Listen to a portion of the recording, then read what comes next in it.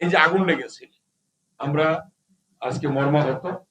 আমরা এই যারা নিহত হয়েছে তাদের আত্মার মাগফিরাত কামনা করছি।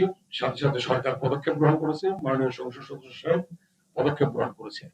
সেই পর্যায়ে এই কথাটি আসছে যে অবৈধভাবে ফ্যাক্টরি করেছিল।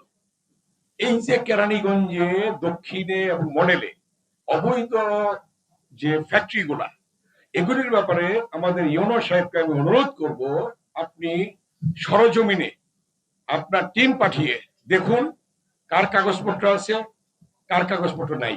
যার আছে সেটা থাকবে, যার নেই সেটা থাকবে না।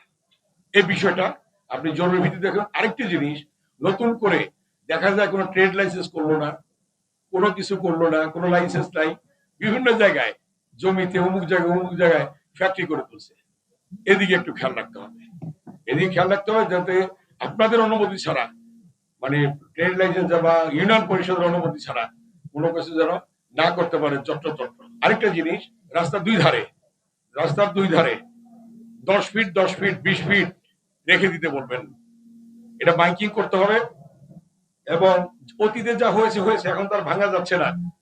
নতুন করে যাতে আর এই ধরনের না হয়, কারণ আমরা পুরনো ঢাকা বানাইতে চাই না। কেরানীগঞ্জকে পুরনো ঢাকা বানাইতে চাই না। আমরা কেরানীগঞ্জকে বানাইতে চাই যে মডার্ন, আধুনিক একটি শহর এবং শান্তির একটি নীড় হিসাবে আমরা গড়ে তুলতে চাই। আপনাদের সকলের সহযোগিতা নিয়ে সবাই মিলে সম্মিলিত ভাবে একসঙ্গে কাজ করব, একসঙ্গে সেবা করব, মানুষের সেবা করব, একসঙ্গে সবকিছু করব।